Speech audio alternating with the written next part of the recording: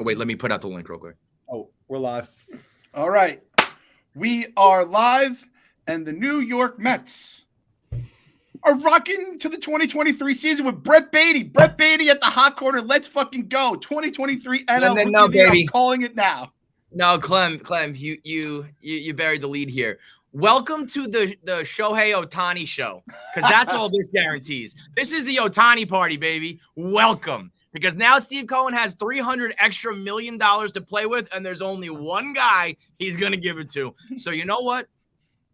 You know, let Mr.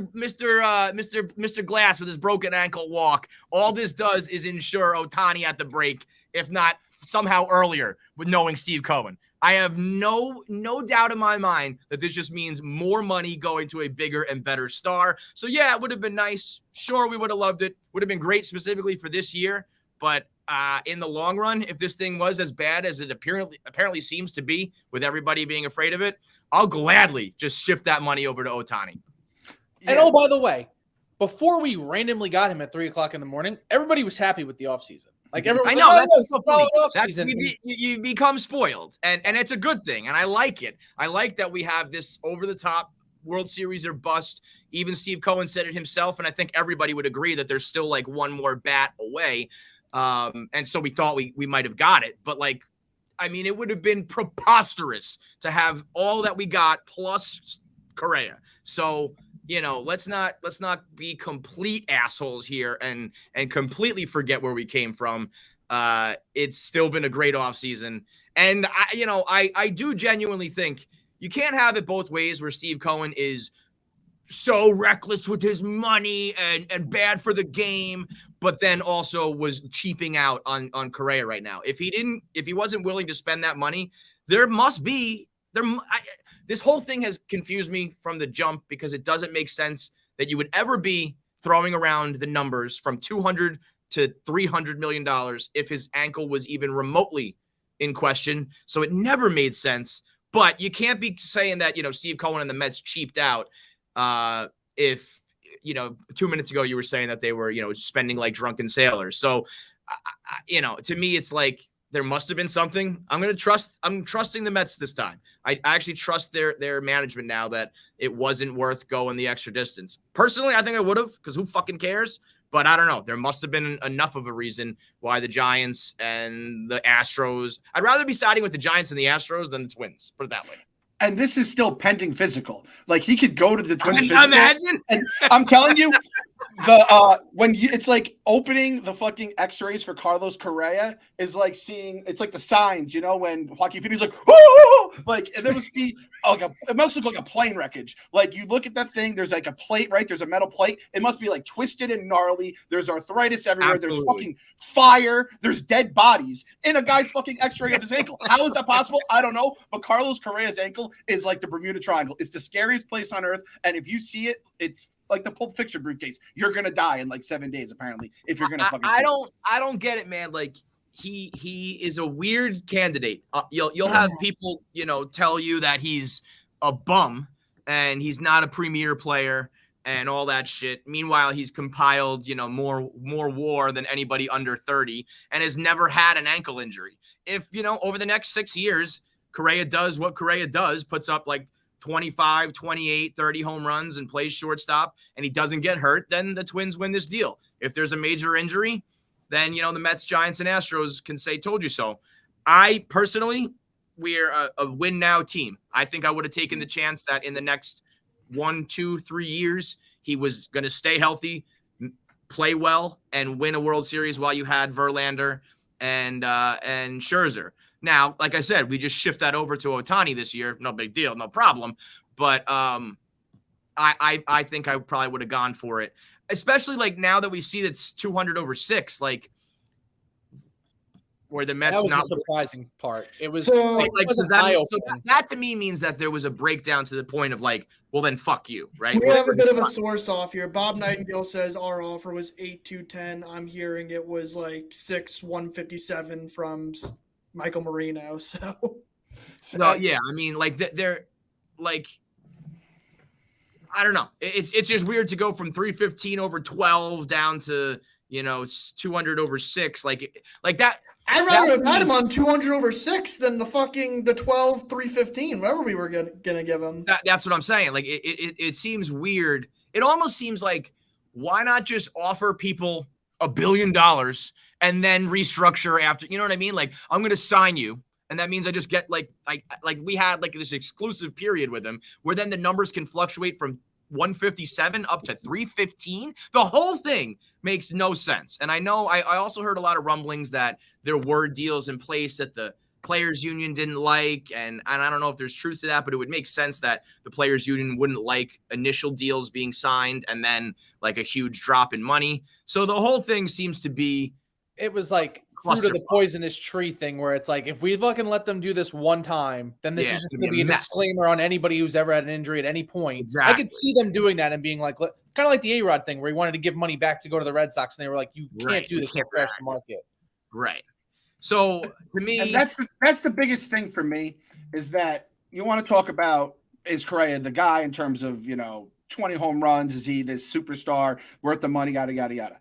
Based on everything we know about Scott Boras, there is no way in hell Scott Boras is giving up 7 years and $150 million for one of his clients, unless there's a legitimate problem here. Right. Because it's now it's basically, if he had gotten this deal at the beginning of free agency, I think people would have been like, that's a bargain. Right. By the way, Heyman said 175 and a half too, so that's what our offer was. Yeah. So I mean, that's that's not. This could be elevated to, I think, what did it say, 260? I think 270 is what. 270 was what the the Twins. That's why I just like the main thing this ankle is so confounding. It's like it's never been a problem, but it's enough that you just lost $175 million, $150 million, whatever. Also, Correa is going to file a grievance most likely because of Steve's Martini comments, and it's very hard for him not to end up winning that. What's that? When Steve straight up said, it's like, oh, we needed one more thing. We'll pay him $315 million. Like, when he said to the Post at 3 a.m. What's the problem with that? You're not supposed to say that before a deal's, like, official. You can't say you need somebody? I guess. Those things. Look, we'll see how that works. That's just one factor. Yeah, I mean, that shit seems weird to me, where it's like, we want you. All right. Tampering always is a strange thing to me. I'm sure it stings if you got your heart set on him. I like 10 days ago, I stopped thinking of him on the team. I was like, this is just going to be a bonus. I really thought in the end, I was like, my thought was there's no way this would drag on long enough if the two sides weren't in agreement and the rest was just legal bullshit. The fact that this lasted for 3 weeks when clearly they were not even like close is interesting to me, because I think that they were like, I would have thought that somebody would have been like, all right, we're done with you way long ago. You know what I mean? But so I thought it was happening. And then the time between then and today, I thought they must have figured out a way to make it work. Right. And then it's just like, we got to deal with insurance. Like Friday when we were like, the sky's falling type shit. And then it's like, oh, well, here we are on Monday. Like, they must have figured something out. Even at the end of the day, it kind of looks shitty that he's like, he wanted to leave the Twins for the entire duration of this entire thing. And then he just goes back to being there. And I was like, well, I'm back. Like, fuck you guys in my broken ankle. I feel bad for Eduardo Escobar and all this, because he was stuck in limbo thinking he was probably going to get traded. Yeah. And now it's like, okay, you're starting third baseman, I guess. So. I think that's a good thing. I mean, I'm sure he's happy. He's like, let's fucking rock again. Let's do it. You can't go from being a Wilpon fan to like, we get all-stars at every single position. And if we don't, we didn't do a good enough job. Like, they still had a bomb off season. This would have been, it was a like historic amount of spending. And so the fact that we took like one step back in that department, I don't think is, if you cannot come from the Wilpon era and then also be like mad right now. Like it was so ridiculously the cherry on top, that the fact that it fell apart, and the fact that, you know what, I'll say what, just being in on it. The fact that it was like, wait a minute. We were never in on it, because now we wouldn't feel this way. Well, I know. But no, that's what I'm saying, though. I would rather, we probably got our hopes up, but I would rather know that, like, if Steve Cohen's ear is out there and he's like, wait a minute, something's going on, like that deal's falling through, like, let's get in on it. The fact that he's that guy and we know that he'll at least kick the tires and try to make it happen.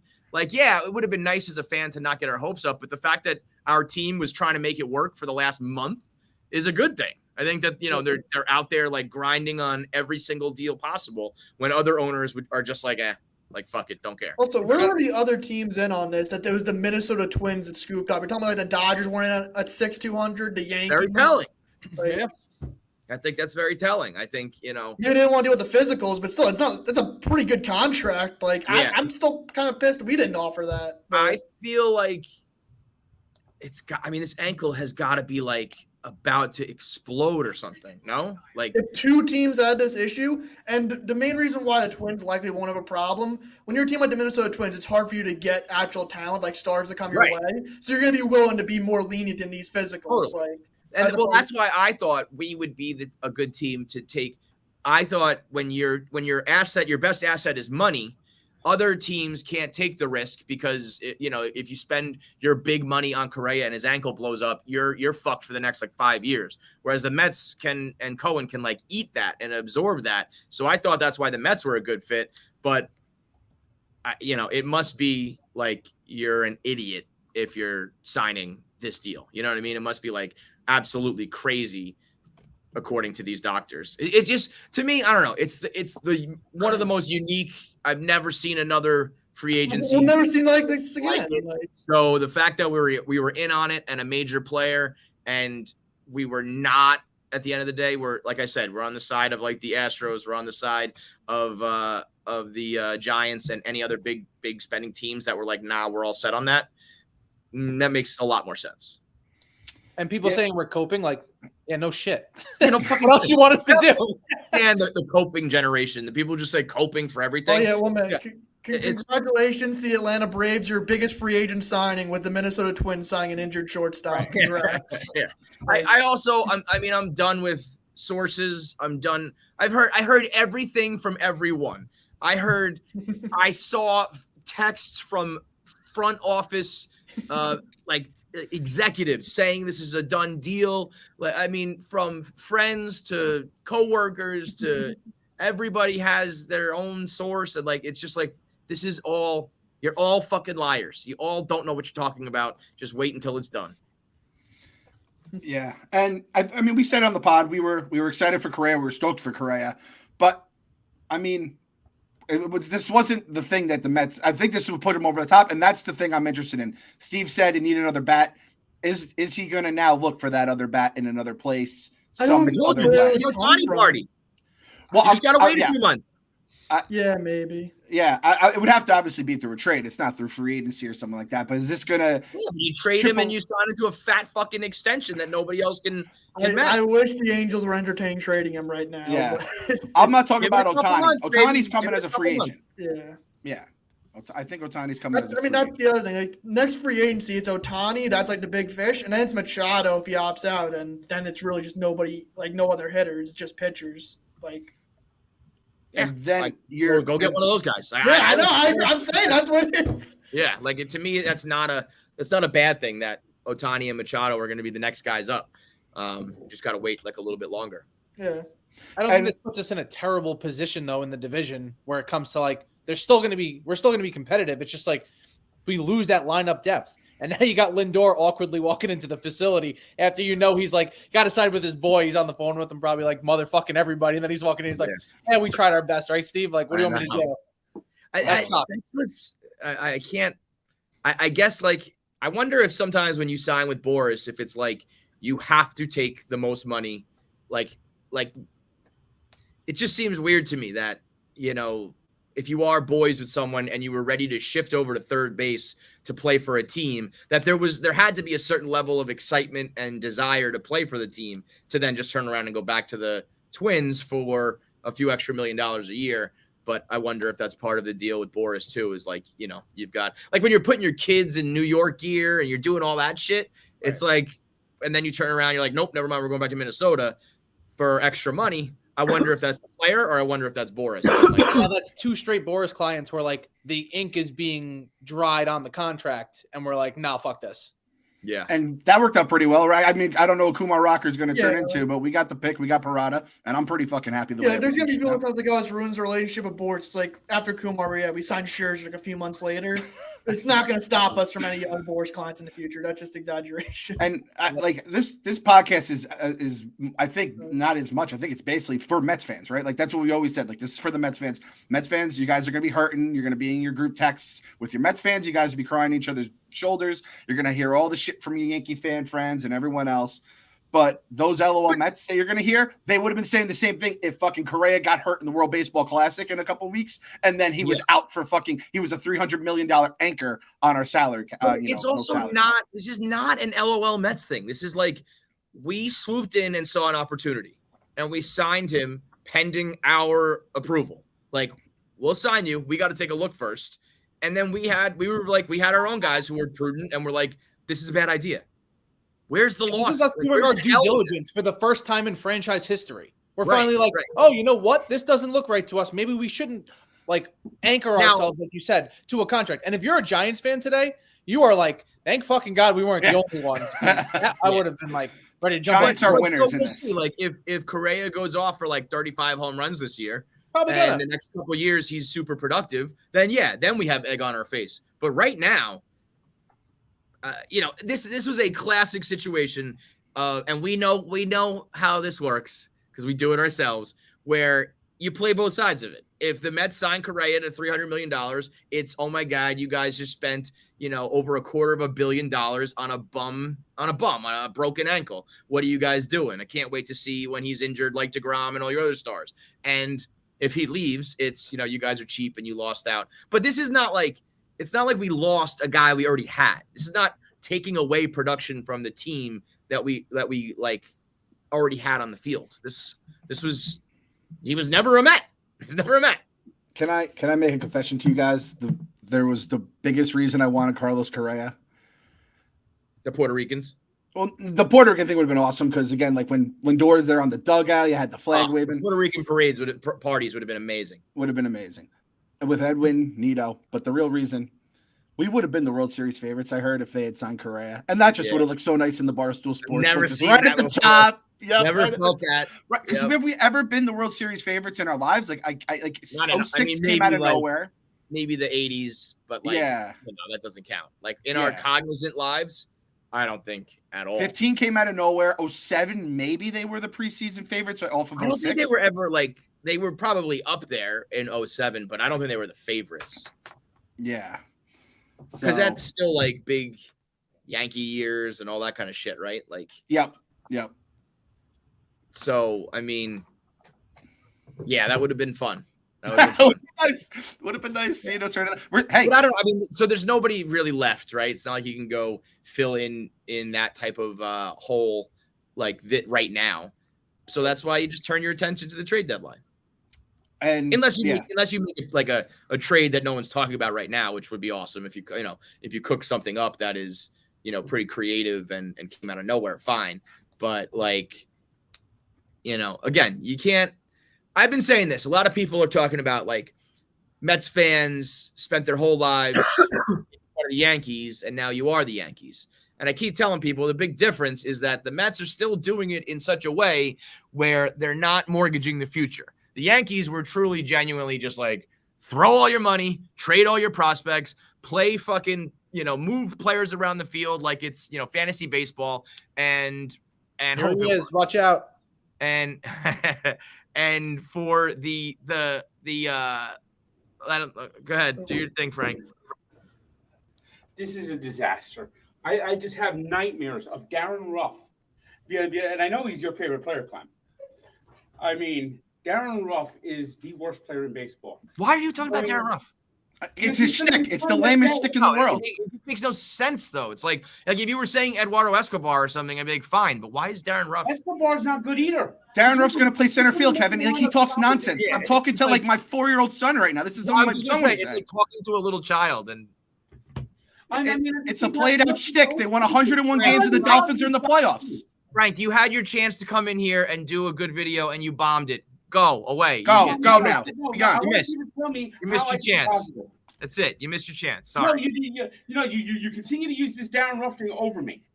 When he was the worst. No one is talking about Darren Ruff except for you. But he's gonna be on the team. This means. No, it doesn't mean that necessarily. You play every day. But Frank, let me do this. You didn't know Correa was signing, right? Don't even. It's like we're not talking about. If you didn't know Correa was signing, would you have still been happy with the way that the offseason panned out? Because you were up until the fact that they signed him at 3:00 in the morning.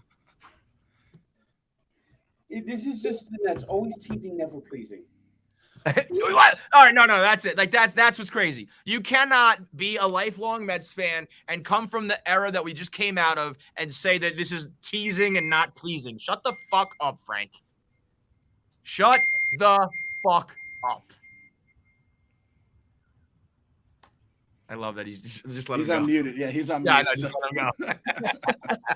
I have a meeting, so sorry, Frank. You got your You know what's going on? He's injured. Meek has a 1:00 meeting. Sorry, dude. That's a crazy statement. Like you're already like forgetting the Justin Verlander signing. You're already over the moves that we made that were like huge splashes. Like, come on, man. You can't so that was my point before Frank interrupted. Up until like now, I was like, the Mets are spending money, but they're doing it in a smart way. You don't ever hear people talking about the Dodgers buying a World Series because they also do it through the farm and they're building a good system. That's what the Mets are currently doing. So it's like, yeah, we spend, but we also do it in a much wiser way than the Yankees of the 90s and 2000s where it was just like, bow, bow, bow, bow, bow. So I never got that comparison. But if you now have people like Frank being like, you know, Mets fans upset that the Correa deal fell through and this means that we're like bad or whatever, then you are sounding like Yankee fans assholes. So keep that in mind. Like you have to keep that in, keep that in your head that you can't start to sound like the total assholes that we always hated forever. And now I have to know now. Is baseball no longer ruined? Did the Mets no longer ruin baseball? Now everything's back to normal. Yeah, and if Correa had gone out and he got hurt and he's limping the rest of the season and he's batting 170 because he's so fucking injured, would baseball have been fixed because he didn't perform well? Like we got to stop moving the goalposts here. Everyone who told me Carlos Correa, was not worth the money is now going to be dunking on me saying, "Oh my God, I can't believe you let this guy go." It's just a bunch of nonsense. And that's just kind of what it's become in social. That's why my goal for 2023 on this show is not to give a fuck about everyone crying about every little thing that's going on social media because it's a fake world. Totally. We still have the highest payroll in baseball. We're still over the luxury tax. And that's where moving your lineup down one spot really can make a huge difference. But like when people were playing fantasy baseball, making their lineups with Correa and it looked amazing. It's less amazing, still pretty fucking good. It's not like Correa was like, if he was like a 45, 50 home run guy, that's a lot different. Like you were going to drop another 20, 25 home runs in there. And I was happy for that. And I was excited for that. But it's not like, you don't have like any pop in your lineup or, you don't have any legitimate bats. It would have been, I don't even want to say the missing piece because I think that they have enough in place, but it would have been like you should win the World Series now. And like Clem said, we've never been in that spot to like straight up should be is a nice spot to be. Scary spot, but it's a nice spot. The favorite. I honestly do think that Cohen has talked to Epler at some point during these negotiations and said, if this falls through, how feasible is getting another bat anywhere close to this with, without giving up the farm, but you're taking on a ton of money, whatever it may be. The thing is it's kind of the way the team is, I guess, left field, third base. Like you're not going to be like, oh, I need to get better than Jeff McNeil. Pete, you're set up first. Lindor, catcher, you're going to just roll with Alvarez because why would you block that guy, right? In center, we just signed Nimmo. Starling was our fucking lifeblood, as we learned in those few last weeks of the season. So, get me someone on the left side of my fucking screen, and I want to, put him there. Money isn't an issue. I'd rather not spend in the farm. I wonder because, again, every time Steve gets burned, that's when everyone else gets burned, right? Steve gets a little fire, and he's the dragon. I like an angry Steve is, Teddy Steve is the one we love. Yeah, I It was don't know. too easy, Kev. Kev, tell me this was not too easy. Every single fucking negotiation, we're checking our phones, we're refreshing. In this one, we didn't even know he was on the radar. We didn't even know he was going to back out of the Giants deal. He canceled the press conference. We're sleeping. I got to piss. 3 a.m. We wake up to Carlos Correa under our Christmas tree a couple days early. It was wild the way it worked out. So the fact we had to like go through all this feels kind of like poetic. That like, let me tell you a story. I saw a headline today. This woman was playing the slots at Resorts World Casino in Jamaica, Queens. And she was playing like quarter slots, like cheap slots. And she hit the jackpot, and it said that she won $43 million. Now the big, like the highest payout was $6,500. There was a malfunction, and it said $43 million. And it took a day for them to like go to the company and the gaming commission. And they were like, listen, we have like in fine print, if there's a malfunction in the machine, you don't get the money. But like, you were ridiculous for ever thinking that you won $43 million on your quarter slots. You know, it was this ridiculous thing that fell out of the clouds that you never even thought was possible. And in your head, you started to spend. She said she was going to buy her son a barber shop, and she was going to invest in her community. And then the next day, they said, "Here, you get a steak dinner." And I will admit that a steak dinner is a bit of a slap in the face, and that they probably should have given her the $6,500, which is the main jackpot. She didn't get the $6,500. They didn't even give her the $6,500. They gave her a steak dinner. So the reason I tell you this is we're not getting the $43 million. The steak dinner might not be enough either. We might need to make a move, or we need a $6,500 in there maybe maybe that's Beatty. Maybe he needs to step up, and we find out that over the course of a full season of at-bats, he actually is good enough. Or Escobar gets hot and stays hot. Whatever that may be, we know we never thought we were going to win $43 million. All of a sudden, we thought we had $43 million. In reality, we know it was silly. We don't have it. We got to find $6,500.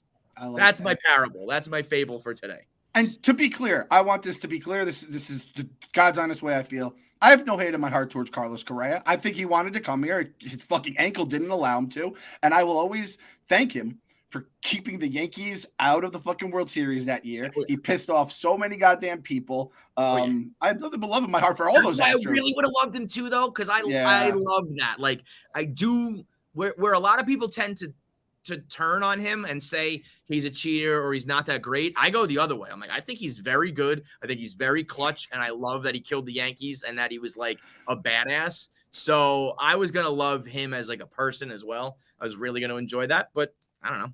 I'm going to really love Otani. Your only beef with Carlos Correa that I know is that he got married at the age of 22 as like an up-and-coming superstar is about to become a millionaire. I mean, maybe he was worried about his ankle in that moment and knew he needed to lock up his smoke before he fell out of baseball. Who knows? Yeah, I mean, I don't know how many. The only smoke I know how she thinks is my wife. Thank God. But like maybe a limp isn't very attractive on a guy. And he's like, this could be a big problem down the road. So he locked it quick. So maybe Carlos knew what he was doing there. Can we take some calls? Or people? I know it's the middle of the workday, but see if there's anybody who wants to vent. Yeah, sure. We just gotta send out the StreamYard link. Yeah, I'll put it in. You want me just to put it in the chat, or do you want to put it on Twitter? Yeah. Put it in the chat. Send it over to me. Okay. 1, 2, 1.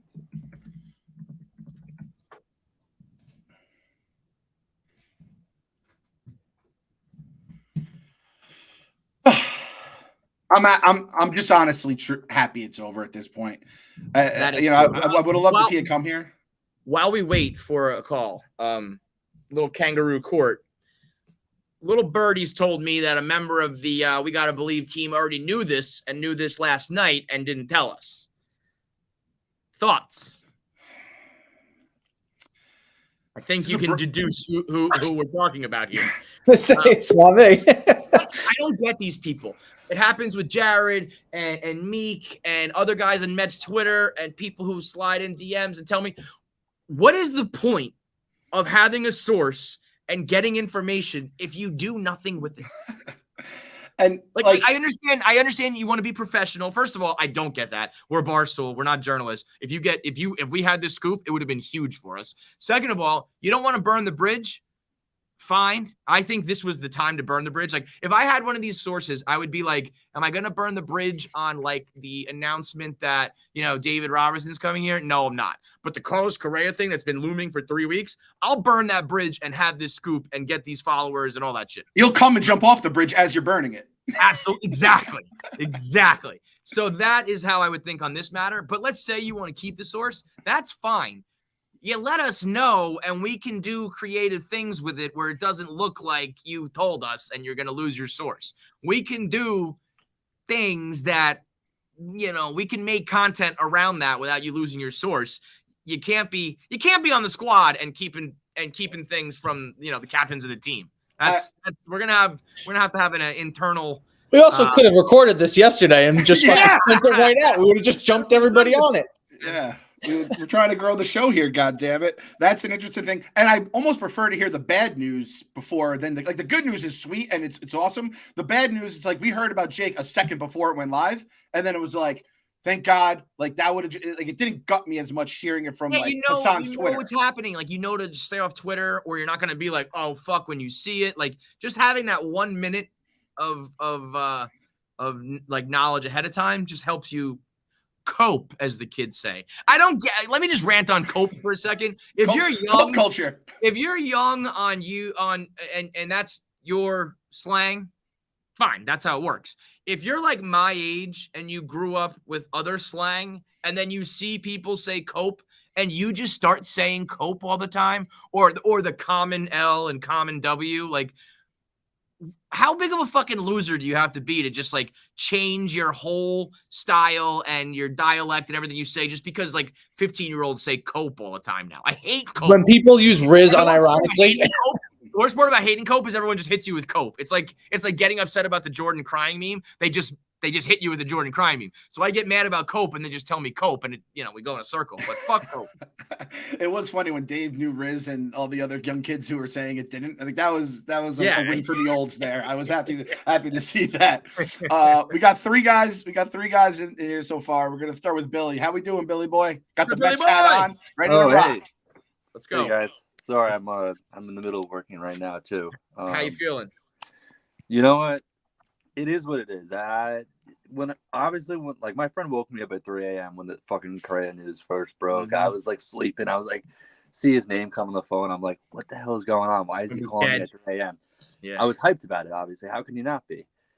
But you know what? This whole thing's been dragging on for so long. He's been freaking out, like texting me nonstop about all this stuff. The people who like were waiting on the edge of their seat every single day on Twitter, I was like, you guys gotta, just for your own health, get the fuck off this. This is crazy. Exactly. He's been sending me like those fake accounts, like the people that have their sources, MLB scoops or whatever, sending me all that. I'm like, dude, you gotta relax. Yep. Enough.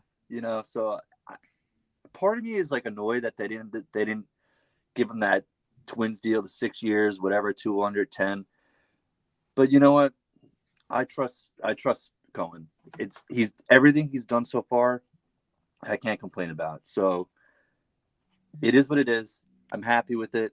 We'll just move on to the next thing. I actually think we'll see. We'll take a couple more calls and we'll find out where people are falling. I think most people will be like him. I think a lot of people are aware. I actually think, as annoying as it was, this 3-week saga made it easier. If we signed him and we had our party on the show, and then like 2 days later, they were like, wait, never mind, the ankle's broken, I would have been like, the whiplash would have killed me. This has been like, I've slowly come to terms with like, all right, he might not be a Met. Oh, he like probably isn't going to be a Met.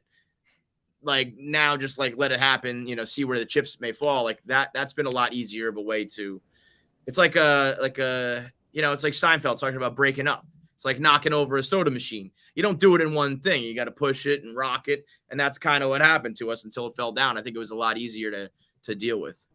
I think also it's like, we know he has so much money. And I also, on the flip side, he doesn't care the perception of the public of like, he's like, it's not a good deal. I don't like the terms I'm seeing. I don't like what they're seeing. Therefore, I don't give a fuck what anyone says. I'm doing what I want to do. So I also like that. I respect that. Yeah.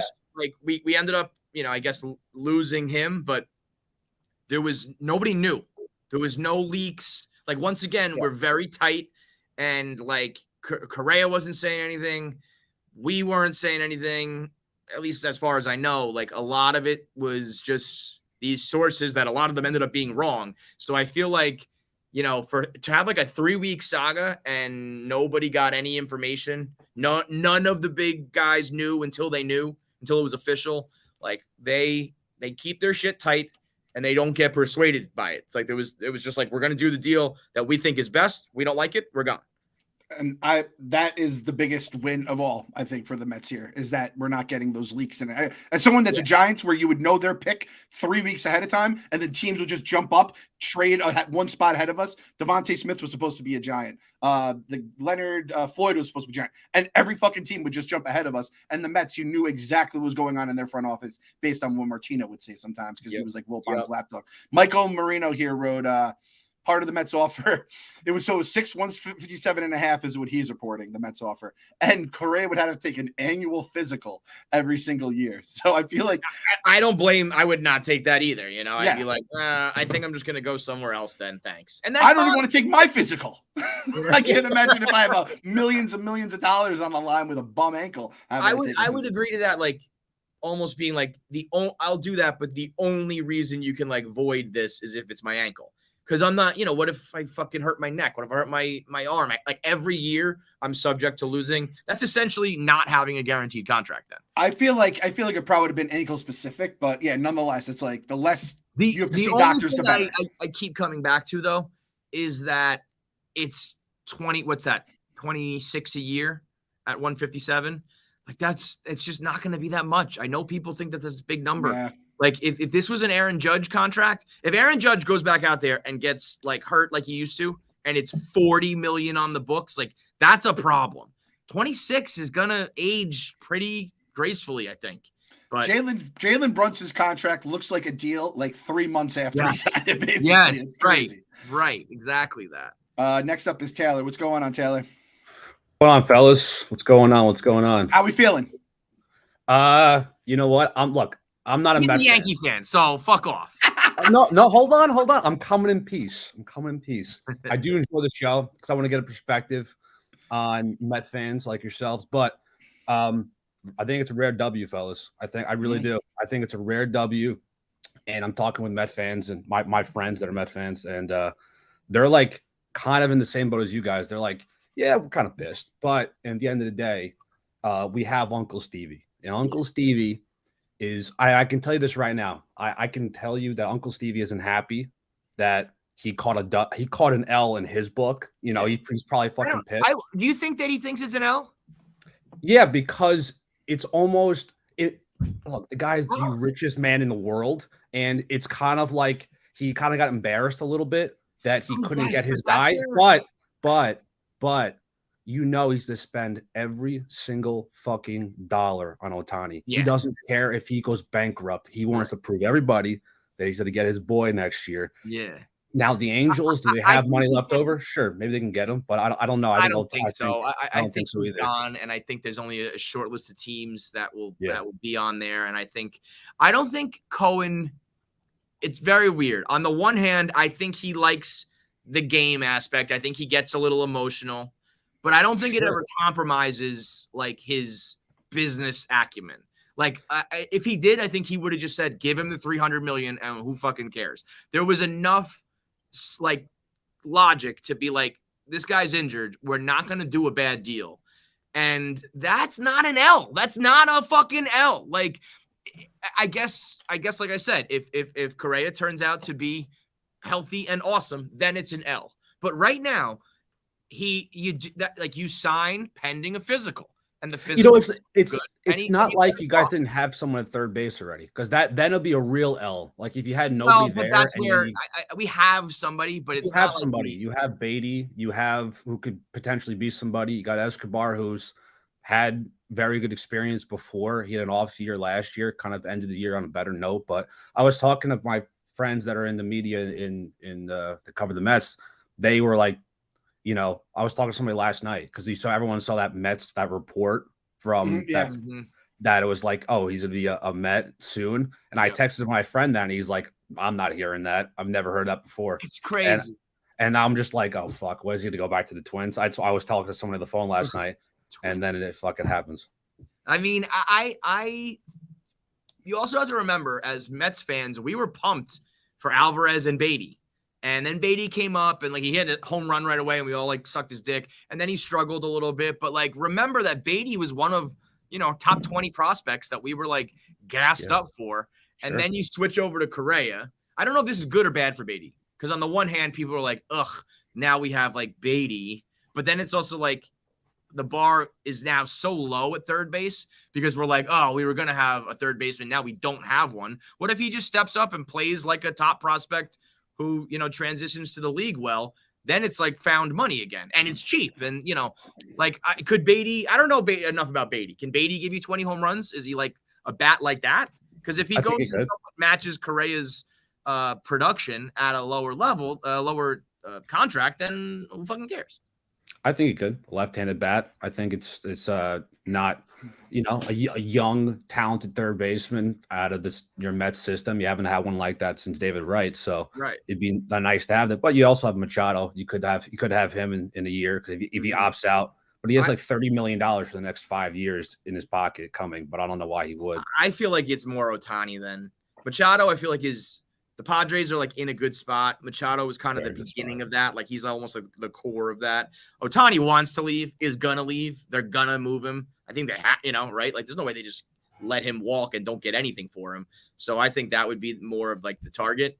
But of course they're going to try to turn it into an L. I just wonder if like as a billionaire businessman, there's probably been a million guys who have been like, oh, ha, you didn't close that deal, make that trade, invest in that company, whatever, and he's always like, yeah, laugh all you want. Like I follow my guys and my code, and that's how I get to where I am. So go ahead and laugh, but I only do things that I know are smart. So, but again, a good Yankee fan in peace right here. This was nice. It's no longer wartime. There are dozens of them. I swear. I'm here. I'm here, boys. I'm here. I'm always here. Nice talk to you guys. Thanks for coming in, Taylor, man. And like, this is the thing I have to say about Stevie, because we always hear about the art and the houses, right? I'm going to get this house no matter what. I think if Stevie heard about a house he wanted, and it's like, dude, this thing's going to flood. Actually, Kevin, sorry for some bad memories there. But if you have a house that you like, an investment that you know is going to end up motherfucking you, he'd be like, all right, it's time to move on. I think that's probably how he viewed the Correa thing. It's how he viewed the Kumar Rocker thing. The fact we have an exact fucking like almost tit for tat with this last year with a Boris client, there's no other way to say it. Kumar's a good example. Like, what's happening with him? Where is he? What's happening? Like, he's on the Rangers, but he hasn't, played for the major league clubs. It's like, they're bringing him along. He hasn't gotten hurt, but it's also like he's just not. They didn't like what they saw. Yeah. Because that's like that is a good example. We were kind of like the sky is falling, and then it's like, wait a minute, nobody cares, And he's a prospect. Like we will see Correa go out there and hit home runs and shit, and we'll be like, oh fuck. Or maybe we see him slide into second, blow up his ankle, and then it's like I told you so. But also, Steve Cohen made $1.7 billion last year. You think he's gonna sneeze at fucking $200 million, $260 million? It's like he is a guy who's like that disciplined because he makes that much money, because he looks at the charts and he looks at the trends and he can forecast the future. That is his entire job. So if everyone in his front office that he trusts is telling him like, hey, like this isn't going to pan out well for us down the road, he trusts. I know people say like, the way you get rich and stay rich is by not doing stupid things, but much like I say, burning the bridge with the source, I think, there's a time to blow it, and wouldn't it be if you yourself said we needed one more piece? And I think this is the guy, unless, enough doctors talk to you and you're like, okay, wait a minute, this isn't the guy. He's going to get hurt. I guess like if I'm Cohen, I'm probably just like, I don't care about you peasants. I'm a billionaire, whatever. But if I'm me, I would probably it's probably like against the law, HIPAA and all that shit, players union. But I would love to let the public know what those fucking physicals say. Because if, we haven't really heard. If somebody says like 9 out of 10 doctors said to you, this man's ankle will not last another season, then it's like, oh, okay. And who fucking cares? We made the right move. There was some YouTube doctor that was showing me the way he stands and the way he's like legs cave in and shit like that. I'm like, I am in a weird dark place in the like a weird corner of the internet. You go way too deep, right? You're looking at fucking body language and ankle angles. I will say this about Beatty. So his like the Fangraph, the prospects report, it has him as a 70 out of 70 in raw power and a 45 out of 60 in game power, which means like I think he'd grow into 60 and 70 is the scale basically. 70 he didn't strike me as an imposing guy, right? Yeah, he's a skinny dude, but in Double-A last year in 89 games he had 19 home runs in 89 games, so that's pretty good. And he's going to be 23 years old next year, so it's like he grow into that. Right? I think he's a top 20 prospect in baseball, right? Did I get that wrong? I think he was our number one when you called him up. I thought it was 2 top 20 guys. It was Alvarez and him. Mm-hmm. So it's nothing to sneeze at. We just need Escobar to fucking come out raking next year. I can't have first half really Escobar like he did last year. I wish what we really need is baseball. Like if this somehow, obviously it wouldn't happen closer to the season because he would have needed to find a team. But if this happened in like the middle of February and it's like, all right, 2 more weeks, so we're going to play some games and like, Correa is going to strike out 5 times in a game and Beatty hits a single home run and we're like, okay, we're good, But now it's just going to be the hypothesizing and the predicting and we think, he's going to be this good and this guy's going to be that bad. So we're the big losers. And it's, it's like we were little kids. We had Christmas morning and then somebody said, there's one more present for you. And then it turned out to be like, oh, no, that's actually the present for, the kid next door.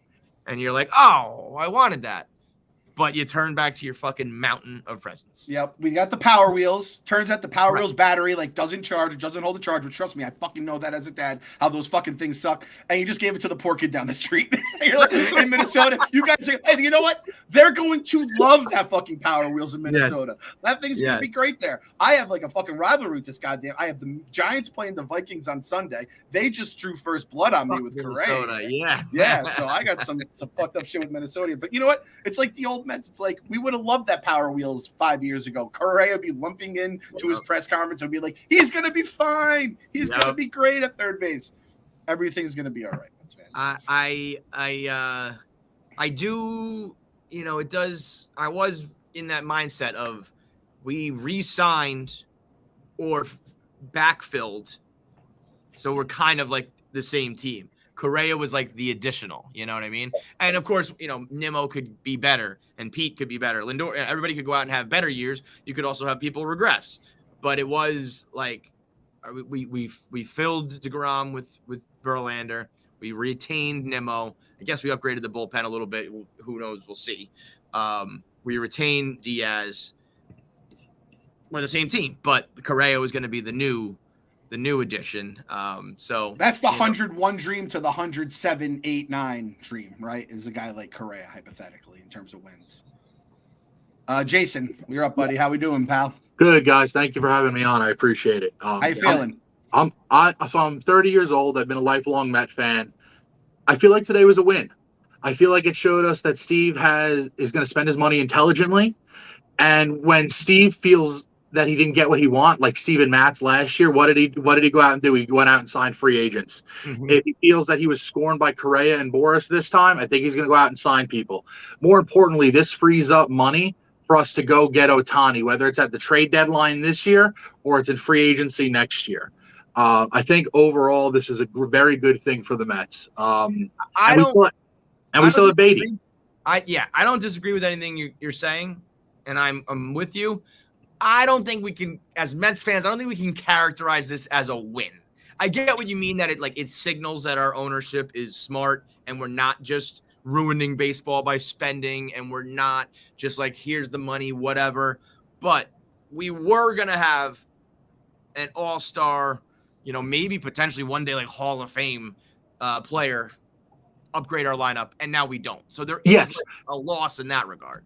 Yeah, 100%. But if we had that guy and his ankle gives out 2-3 years into a 12-year deal, now it's like we're paying. Think about we're paying Robinson Cano for 2 or 3 dead years. Imagine now paying Correa for 12 dead years. But the only thing I will counter that with is we've at least led to be we at least believe that like that doesn't affect us anymore. That like we could withstand that. You know what I mean? You could, but that also comes down to there's guys worth the risk of injury, and I think he was probably one of them. And maybe, but even Cohen has his limits of like I can't pay a guy over $250 million that I almost know is going to get injured.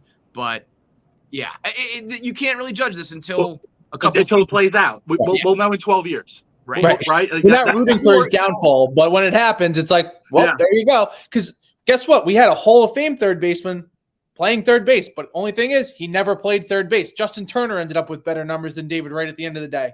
So it's like we already know what it could be, and we know what we're shielding ourselves from. The only thing is I don't think it'll take 12 years. I think this takes 2 years. I think if during the Verlander and Scherzer years, Correa has like 30 home run seasons, I think you could make the argument. And let's say the Mets like go to the NLCS or they lose there, and it's like, well, we gambled wrong, guys. And then so I think we'll know in 2 years, 1 or 2 years.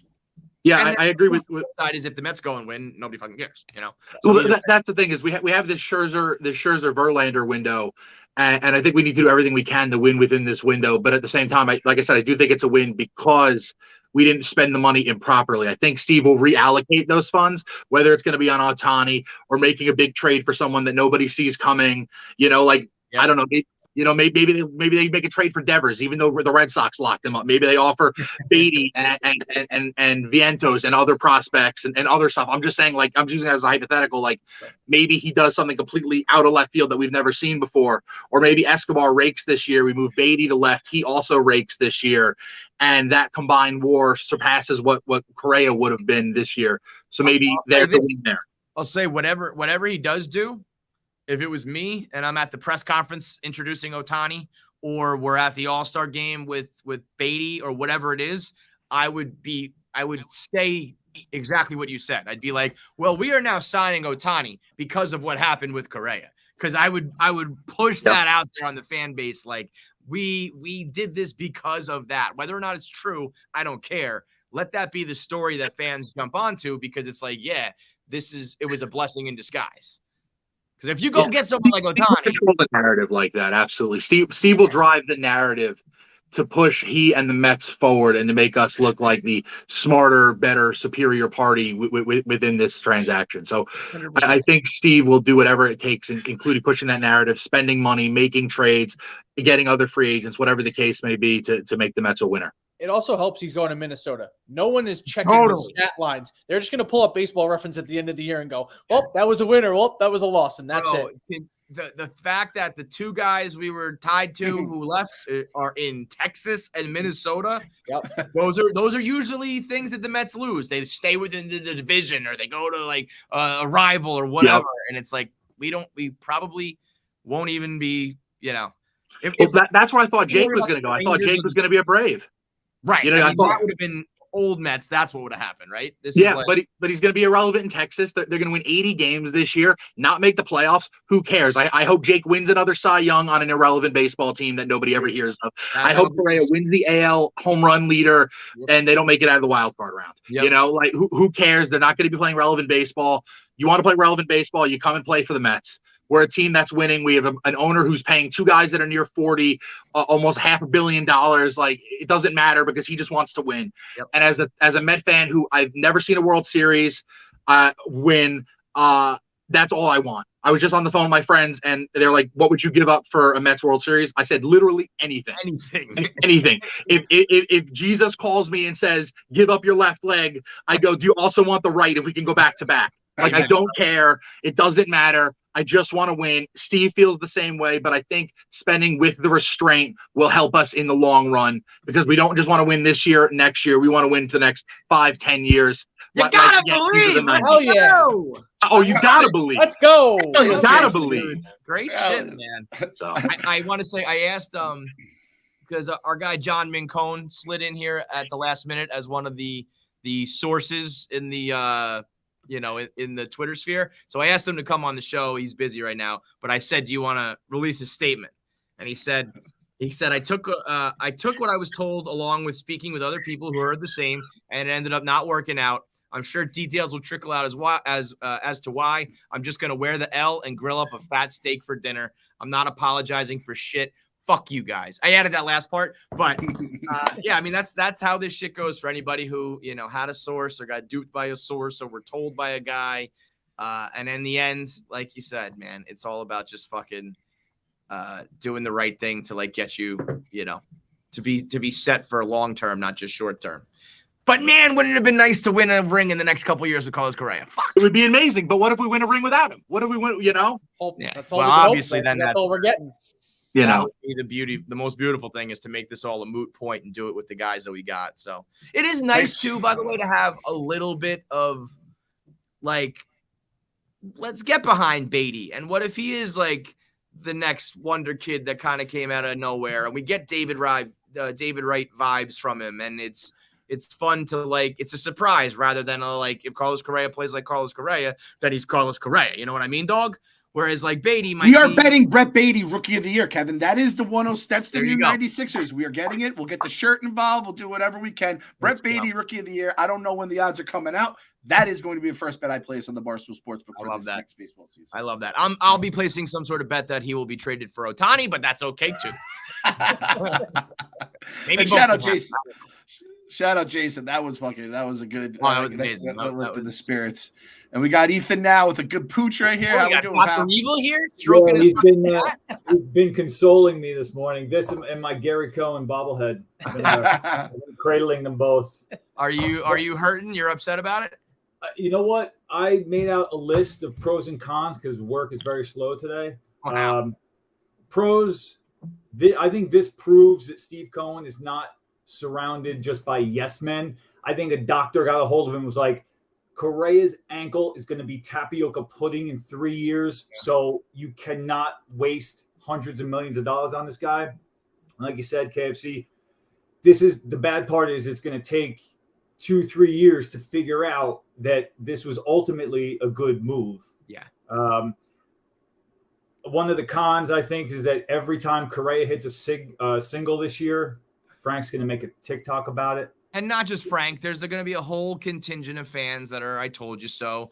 And as we've seen with baseball, like the ups and downs of that, you get Vogel back and we were like, oh, this guy's amazing. Strikes out a couple times. Everyone tells you it was the worst move. He gets another couple, game-winning hit. Everyone's back up on him. It's, the season is so long with that shit that it is going to be annoying that every at-bat is going to determine the fate of a 7-year deal, I mean, Otani, you tell me. I'm a Mets guy. I'm not a huge baseball guy, but Otani's going to get $50 million a year, right? I mean, Otani, if he can continue to do what he does, he should get like $100 million a year.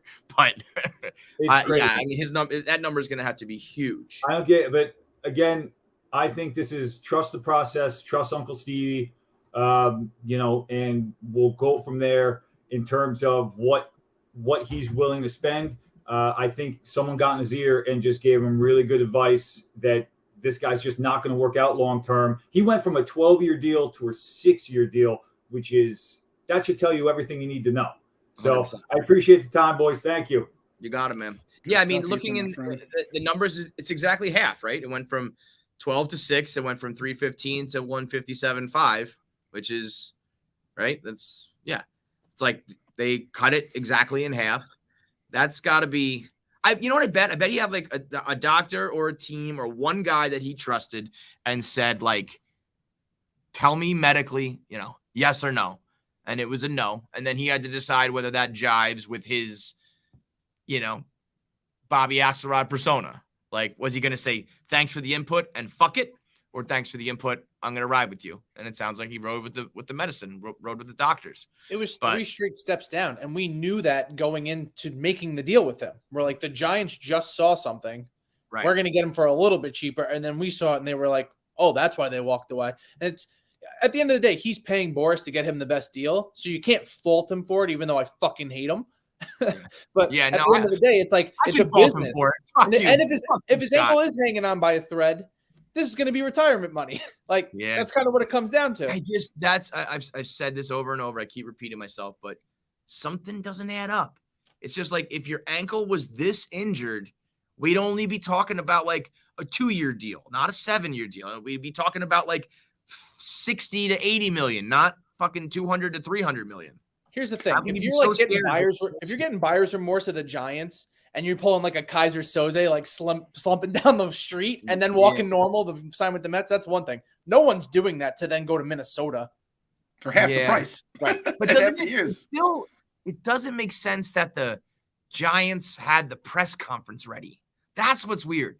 Because a last second doctor called up and said, like, wait a minute, we didn't look at this one last MRI. Pull the plug. Yeah. Like, how was it so? That's why I initially thought it didn't have anything to do. I thought it was like they got cold feet for some other reason, and he wanted to play with Lindor, and he wanted to go to the Mets with the fanfare, and like Boris made it seem that way. Because how could you get that far along? You know, like if the Mets signed it, said pending the physical. And the only reason it dragged on was because of the holidays. They were never to the point that the Giants were. How do you get that far along for you almost made a $300 million mistake? What? It just doesn't make sense to me. It never will. Unless some detail comes out, you know. I don't think that, you know, it will, because it's someone's health and shit. And I think they will just keep it all quiet, but maybe there's something that makes this all make sense, but I will always scratch my head over this one. It'll never make sense to me. For me, it's the same feelings I have. Obviously not the like feeling sentimentally because he was with the team, but it's just like Jake, where it's like he's gone. Now he didn't even want to be here, it sounds like, but it's like at the same point, it's like there's a chance there's a ticking time bomb in his body that's just going to go off and he's not going to be available. And we are one of the teams that could eat a mistake. But you don't want to eat like 5 different mistakes, and we just have $1 billion of dead cap, right, or dead money on the Jacoby Ellsbury. Like that's what the Yankees had to do, and then it's like, okay, well, we're just going to throw that away, and we got to pay some other guy to fill in the spot, and we got to pay him just as much. Yeah. So if they're looking at it strategically, and they're like, we only have so many rookies, we only have so many people being paid minor league deals. We need to make sure the money's spread out correctly if we're going to actually hit this window. Mm-hmm. And you know, Uncle Stevie knew. When he got off that phone and they said deal's off, he was going to have to go. He was going to have to look Mrs. Stevie in the eyes and then Grandpa Ralph and say, I know. You're not getting Carlos Correa. You're Puerto Rican. You love him. He's your Puerto Rican guy. And I told you he was going to be here. We don't have that third baseman, that piece I said we needed. It had to be a lot for Stevie to go around. I wonder if he went to Grandpa, what's his last name? Ralph. Grandpa Ralph. We just call him Grandpa Ralph. We're first people. I wonder if he went to Grandpa Ralph and was like, how do you feel about Japanese guys? Do they make you happy too? Can that be part of your, can that make you happy? Because I got a guy. I know a dude. And it might take a couple more months. Imagine if we go from, you know, we missed out on Correa to just in a few months we have Otani. Abuelo Ralph. We're going to call him Abuelo, right? That's Spanish for Grandpa. So we got to go to our guy, Angel. He was the guy who was all hyped up. Remember, he was at 3 in the morning. He came on with us. Angel, how are we feeling now? Things have changed. Oh, no, man. I feel like you you gave an Oscar-worthy performance of a lifetime that night. Listen, I'm like every other Met fan at that point. We just got Nemo back. We brought all these other guys back, and now we're getting Correa with Lindor on the same team. Oh my God, it's the end of the world. Just give us a ring now. Yeah. Oh, that was. Oh man, you were such a fun part of that night, dude. Fuck. After New Year's, I just gave up. Like I said it then. I said it to my friends. I said it on Twitch because everybody was like, "Yo, look, there's Correa in a black Mets jersey. You love those jerseys. Why aren't you retweeting that?" He's not a Met yet. Yeah. But they just said. It's not official yet. I don't care. I'm waiting for this physical to be done because if the Giants saw something, I'm not just going to be like, well, the Giants are going to see something, then the Mets are going to be like, here, take all this money. We don't care about your ankle. Just fuck it. Here, come on. Yeah. And then we see the physical thing happen. I'm like, okay, here we go. The plot thickens. Let's see how long this saga ends. It went all the way to Christmas, and then it went to New Year's, and I'm like, okay, I give up. Yeah. We see so many reports. There was a report from a person like around near Christmas time or after New Year's where it was like, oh, the deal's off. I'm like, okay, you know what? Whatever. Then there's so many conflicting ideas of, oh, well, maybe it's a delay because of the holidays, or maybe it's delayed because they're waiting for the league offices to make approvals on this. And then this morning, I just got off the bus and then I'm hearing, oh, Correa's a twin.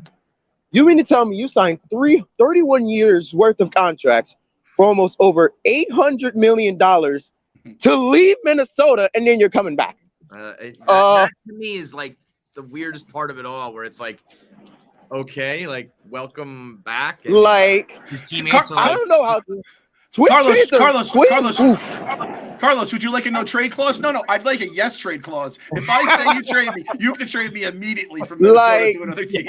If I'm his fan base, if I'm the Twins fan base, I'm like, wait a minute, you were hyped as hell. I know to be on the Mets that you tackled your agent. Twins fans are like they're happy to get what they fucking can, Yeah, well, fair enough.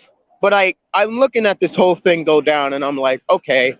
Well, what the hell went wrong? What went down that Uncle Steve really went and said, you know what, we're not doing this? Somebody had to be in his ear, because we've seen over the years that Uncle Steve would be willing to do anything to spend and bring all these guys around.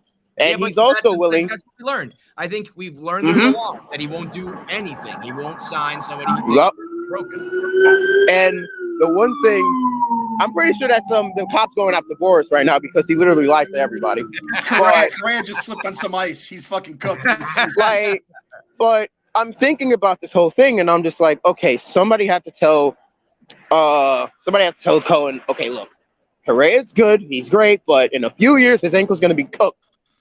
And this is a lose-lose situation for Met fans in general. If we got him and his ankle turned into Swiss cheese in that baseball classic, everyone's yelling at us saying, low Mets, But then every home run he hits, and then every time Beatty or Escobar strikes out or just has a bad couple of days, they're like, oh, wow, see? You should have had Correa. Call me crazy. I'm not affected. Think about it like this. We went into the whole night when it was rumored that he was possibly coming here after the Nimmo thing, and already Mets fans were feeling good. They're like, okay, we got Nimmo back. We brought all these guys back. We should be just fine. And then Correa became excess goods. I'm not going to call him excess goods, but it became one of those like, okay, if we got him, great. If we didn't, I'm at that feeling. Yeah, I would have fucking. I think a lot of fans are in that same boat, man. I think that's where a lot of us are at. It was just a kind of an extra. I wonder if the people who initially reported like weeks ago that the deal was going to fall through are doing a victory lap, acting like they knew all along. Because there's no way those initial reports were true, because there was so many ups and downs throughout the last couple weeks that it's like, I'm sure there's a lot of people claiming W's today that really I don't think earned it. But at the end of the day, I look at it like this.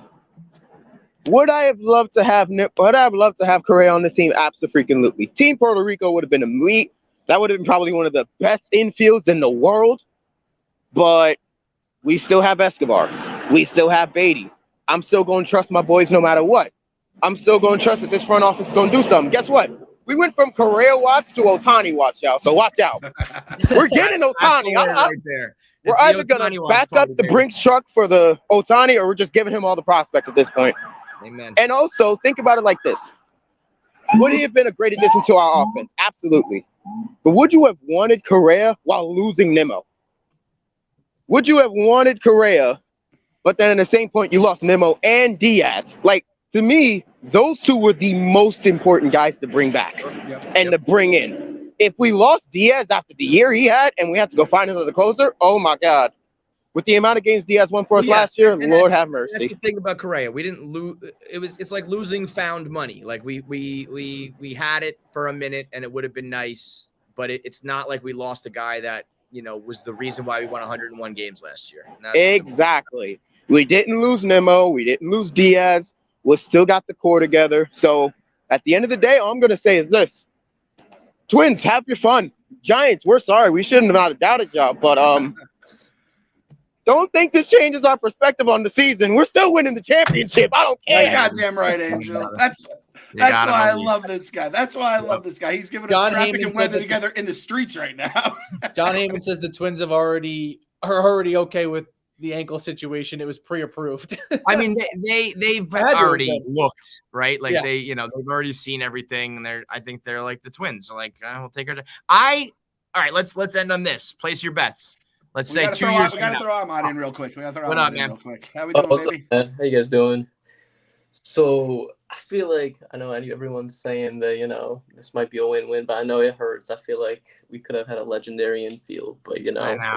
that's fine. But I feel like there's a couple points that I want to talk about. I feel like that it's worth mentioning. I feel like for this to show to everyone that Steve can outbid anyone. It's like it doesn't matter who it is, what the price is. If he wants it, he'll get it. So I'm not worried about any free agents in the future. And we're not used to trusting the front office in the past. So right. we gotta start actually trusting the front office. It's not something we're used to. It's like some trauma, honestly. But I feel like one thing that's not getting talked about during this whole thing is like the fact, like the psychological part of this. Like he gets a massive deal from the Mets. He's gonna come to the Mets now. The deal is being changed up and being pending for 3 weeks. He's thinking if the Mets are unsure if they want him. They're unsure if he's actually wanting to come now because they're offering less. I think there's like emotional piece that's kind of missing here. I feel like once he would have joined, there could have been some uneasiness between the two sides. Like imagine the media the first day in the press conference, like he would just get bombarded with questions like, "Is your ankle okay?" And like I think throughout his whole career with the Mets, that would have been in the back of his mind. And I don't know. I feel like the relationship was kind of soured. I don't know. What do you guys think? Yeah, I mean that's where the next couple of years, like every home run is going to be viewed as like it was a loss for the Mets, and every time he sits down for a game, we would be on Correa watch. Is he okay? And I think that kind of shit, it grinds on you unless. And that's the shit that we lived with the ground for so long. So it's like, I mean, part of me says I was already used to this. Let's fucking go. And if he's out, every year for 60 games because of his ankle, like so be it. I've already dealt with this before. But part of me does think it's nice that we're not just rolling with damaged goods again. So, yeah, exactly. And Beatty, people forget he's a top 2 third baseman prospect last year. It's like right. Top 2. It's something. Again, it's not like you're going back to a total bum. So that's where I was saying to end it. Where do you guys think? Let's say call it 2 seasons from now. Do you think that we will look back and say we dodged the bullet, we missed out, or like indifferent? Like it's like Beatty and them kind of like are the same production, maybe a little bit less, a little bit more, but we saved some money, yada, yada, yada. I think we'll be perfectly fine. It'll be indifferent. Like it's not gonna be like, oh man, we dodged the bullet, but it won't be, oh, we got a bullet to the fucking skull. I will be betting Carlos Correa home run opening day, 1,000% on the Barstool Sports as well. I've seen this movie enough times. I know how that's going to work. But other than that, like indifferent, the money's going somewhere else. And like the Otani money is its own money. There's another pile now that we've learned the Correa money that is going to someone else as well. At some point, Machado, someone down the road, Soto, all this kind of stuff. And again, anyone that says we're like the word cope, go back, like it's all on podcast. We said Correa would be awesome. It's not like we were all like, Correa isn't Otani. He's not Soto. He's not the grand prize in all these kind of off seasons. So indifferent. I think he'll be fine. Hopefully he doesn't get hurt. But if he does, or he mashes, indifferent. Yeah. There's nothing more you could really. There's nothing you can do. So I'm choosing to be indifferent, but I don't think he's going to get hurt, honestly. Like over 12 years, yeah, definite possibility over 12 years. But it's like if they're holding your feet to the fire and it's like you have to make this long-term deal because you already said you were going to commit to it, and then they're giving the Twins like the benefit of the doubt because he was already there and like they know it's going to clear and they know that they're not going to renege on their contract. It sucks. It does suck. You can't deny it. It's just, what else can you do? I was sleeping soundly when the Correa news broke in the first place. I never thought we had a shot at him. I thought he was going to be a Giant. So it's kind of like found money and then you lose it the next day type of thing, where you never really even have. You find some money in your pocket and you find out you're wearing someone else's jeans. You know what I mean? Yeah, exactly. I am going to say, I think this increases our chances for Otani. And, if you go get him, then it's like, who cares?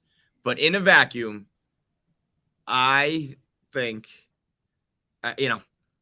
it's the probability that we don't win a World Series in the next 2 years. It's hard to win a World Series, right? Like, I don't want to be negative. I'm not saying we can't or we won't, but chances are for every team out there, unless you're like the Dodgers or whoever, probably not you can't say with confidence you're going to win the World Series. And I think that over the next 2 years, Carlos Correa is not going to get hurt. I think he's going to rake. And I think we will be looking back and saying, man, we lost in Game 7 of the NLCS. We could have used Correa. We missed the playoffs by a game. Correa would have been the difference. I think like we will go get other free agents. The machine will roll on, and maybe 3 and 4 years from now, we have a whole new core and a new regime ready to go win a World Series. But I think missing out on Correa's production, I think will come back to bite us in the next couple of years, unfortunately. Now, if it results in Otani and he just mashes and we forget about him, fine. But I do think that like this year could be a year where it's like, man, we could have used that, you know? If they get to the All-Star break and there's a glaring hole of like, we're not getting run production, we're not getting RBI production, they need to then go and just trade. Like, that's the only way you're going to shut anybody Maybe up. that's what we want. Maybe we should hope for a slow first half, a great Correa first half, and then they have to go get Otani. They trade for Correa, who already has this deal in place, and it's very team friendly after the first. Dude, imagine if the Twins just put Correa on the block every year. They're just like, I don't know. Everybody will touch him. They're like, oh, his ankle's fine. We swear. Dude, and if you're the Twins, he's going to get injured. I think like it's a weird, you know, I guess it's not like he's throwing. It's not like he's going to blow out his shoulder and like they know it's inevitable. It's a lateral moving sport, so that matters. But it's not like you're a running back or a receiver. It's not like you're a pitcher with a bad arm. I think worst case scenario is like you probably become a worse defender. I don't know. And as long as you can still swing, like I know that's obviously oversimplifying it, but I just don't think we'll see the catastrophic ankle injury because it's never fucking happened before. Dude, Twins fans, opening day, I have Byron Buxton in center and Carlos Correa at short. They're just holding their breath every single play because those two guys, like now that Correa's come out as his potential like red flag with his ankle, which I would have never guessed in a million years before the Giants contract that this was even he had an issue, right? And now it's become like the biggest thing in baseball. It's so weird. I love the Twins. I'm trying to think of another example of like everyone being like, we're so nervous, and the Twins are like, fuck it. Just dive in. You know what I mean? Like, whatever. The water's great. Come on in. We don't care. Everything's fine. They'll be fine. It's basically like the dad who's home alone with the kids. That's fine. Don't worry. He'll be fine. Yeah. And all the moms are looking like, I hope that Correa mashes and they beat up on the White Sox and that little fucking runt White Sox Dave has to deal with him. We got our White Sox. Kevin got his White Sox Dave dig in, so I think we're good now for the episode. So we'll see what happens. That's the other thing. Like, unless the Twins put everything together and really like, if Correa goes in the postseason, becomes postseason Correa again, that's going to hurt even more, especially if you look anything like we did in the wild card round this year. But in the end, Uncle Stevie is still here. Tons of money. Probably a little bit of like salt in his wound right now. He's probably a little fired up. Someone is getting motherfucked in the hedge fund market right now. I don't know if that works, but I wish I could. That's what's funny. We should try to get. This would never happen, but during the season, I would love to get like a .72 employee to come through and be like, and just get the scoop. Like on a day that the Mets like blow a game in the 8th inning, they just get chewed out the next day. During like the monthly conference call, he's just all pissed off because the Mets lost a game. Somebody's getting fired or fucking demoted or whatever. You ever see Get Him to the Greek where Diddy's just yelling at all the employees? He's like, y'all are fucked. I'm gonna be fine. Yeah, that's Steve. He's gonna buy the Mona Lisa like on some Glass Onion shit just to like make himself feel better to get some fucking rare art in the thing. So in the end, everything's gonna be fine. Just as we said after Jacob fucking DeGrom went to the Rangers, I told you then it's gonna be fine. The sun will shine tomorrow. Uncle Stevie will still be rich as fuck. Gotta believe.